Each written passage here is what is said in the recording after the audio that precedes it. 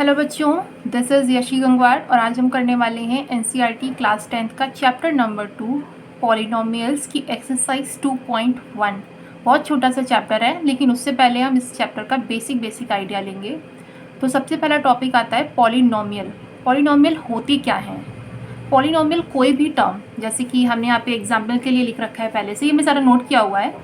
जैसे कि हमने एग्जाम्पल ले रखा है 8x, तो इसमें जो 8 है वो होता है कॉफिशिएंट और जो x है वो होता है वेरिएबल, यानी कि x की वैल्यू अलग अलग जगह पे अलग अलग होगी।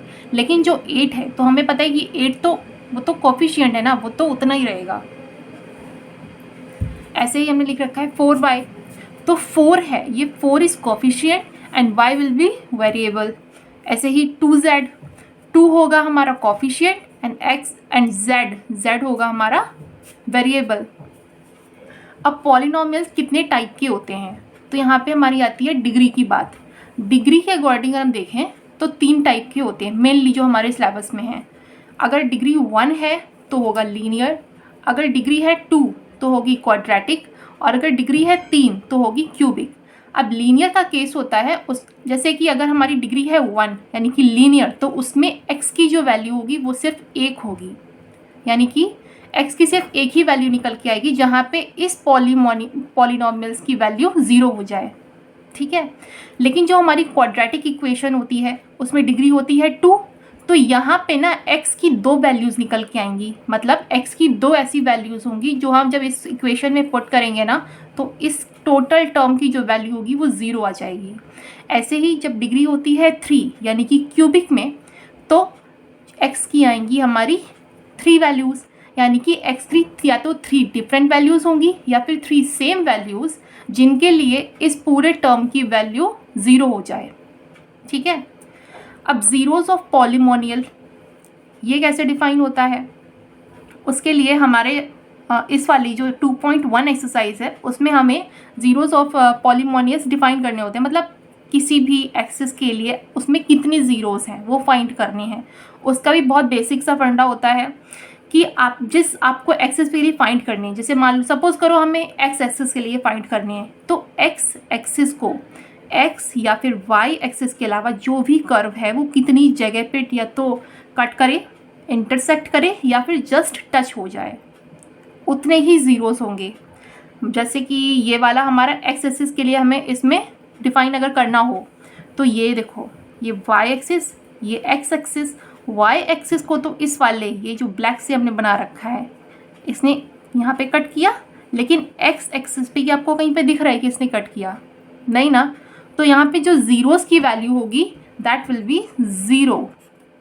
बट ये वाला जो अगर हम केस देखें, यहाँ पे अगर हमें एक्स एक्सिस के लिए देखना हो, तो देखो 2 जगह पे इंटरसेक्ट किया गया, एक जगह पे वाई एक्सिस को, एक जगह पे एक्स एक्सिस को।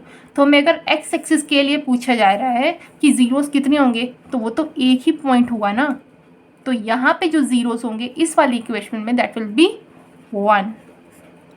ऐसे ही इस वाले एग्जाम्पल में अगर हम देखें एक्स एक्सिस के लिए, देखो तुम्हें दिख रहा होगा कि 3 जगह पे इंटरसेक्ट हुआ, एक ये वाई एक्सिस और ये 2 जगह पे एक्स एक्सिस पे। अब अगर हमें एक्स एक्सिस पे पूछा जा रहा है तो हम ये वाई वाला कंसीडर नहीं करेंगे, सिर्फ एक्स वाला देखेंगे, तो 1 और 2 यानी कि यहाँ पे हो गए 2।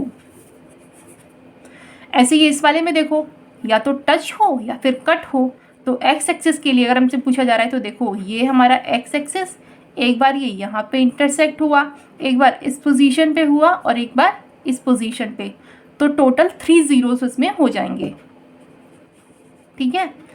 हम ये हमारे हो गए एग्जाम्पल। अब इसके बाद आते हैं हम क्वेश्चंस पे। अब देखो हमारे इसमें एक्सरसाइज में सिर्फ एक ही क्वेश्चन है और इसके हमारे पास 6 पार्ट्स हैं। तो क्या कह रहा है question?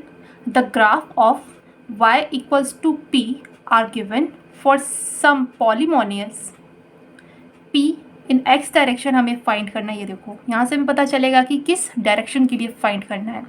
Find the number of zeros of p x in each case. यहाँ पे हमें कुछ एक ग्राफ दिए हुए हैं, तो हम यहाँ पे जब अगर हमसे x पूछ रहा है तो हम सिर्फ x के लिए ही देखेंगे ना। पहला वाला अगर हम देखें तो यहाँ पे जो कर्व है, पहली बात तो कर्व नहीं है, स्ट्रेट लाइन है।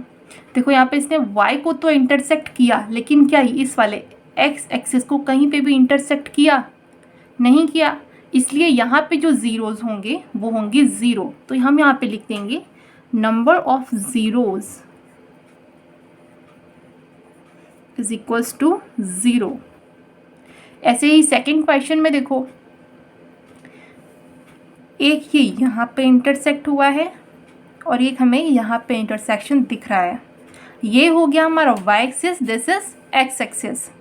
तो हमें x एक्सिस के लिए निकालना है, तो एक ही जगह पे इंटरसेक्ट है, तो यहाँ पे number of zeros is equals to 1।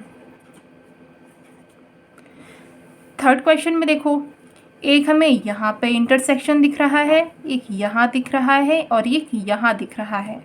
Similarly यहाँ पर भी है, लेकिन ये तो y एक्सिस हो गया, तो हम ये वाला कंसीडर करेंगे, ये कंसीडर करेंगे, ये कंसीडर करेंगे, क्योंकि हमें x एक्सिस के रिगार्डिंग निकालना है। तो number of zeros is equals to 3। देखो इस वाले क्वेश्चन में देखो, x एक्सिस के रिगार्डिंग निकालना है, एक ये इंटरसेक्शन, एक ये इंटरसेक्शन। तो यहाँ पे नंबर ऑफ ज़ीरोज़